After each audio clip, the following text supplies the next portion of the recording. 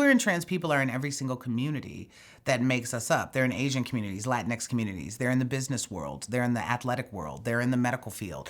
We're everywhere, and we always have been. And so supporting Queer Kentucky's work is supporting every single community.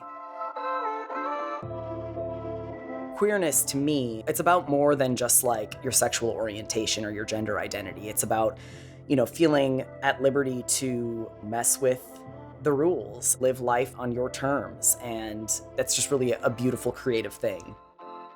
Honestly, fashion when you're queer is just better. There's less limits, less boundaries. Like, what the fuck is gender? Like, you can do anything and everything you want. Unapologetic queerness. Showing up in the world how you are.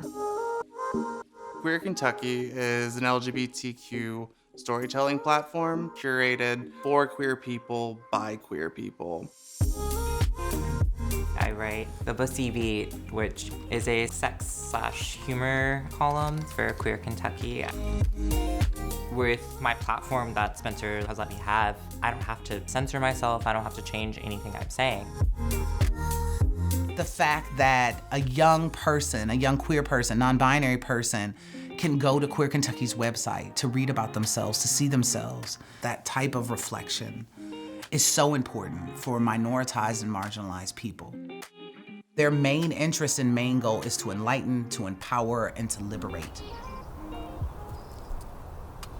Okay, ready for K-pop hell ride?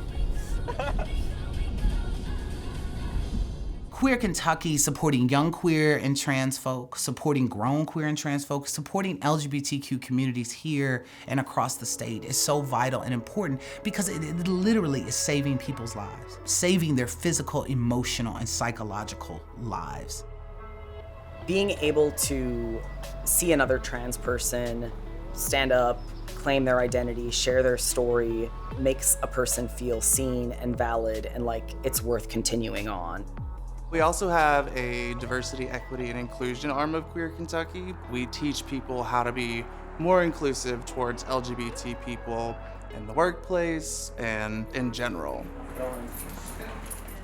Back when I was, working for a transphobic employer who did not have any knowledge or awareness or training in, handling transitions in the workplace versus now where I am today, where I'm empowered, where I feel seen and heard and comfortable and safe in my workspaces, and now being able to share that knowledge elsewhere. It's a night and day difference, my mental health, my physical health. The things that we care about, we put money behind. And so I think that if a company or an individual is committed to diversity and inclusion, is committed to LGBTQ communities and people living and thriving, then we need to put our money where our mouth is. We know that if one person learns how to use pronouns, that one person could validate someone's entire life.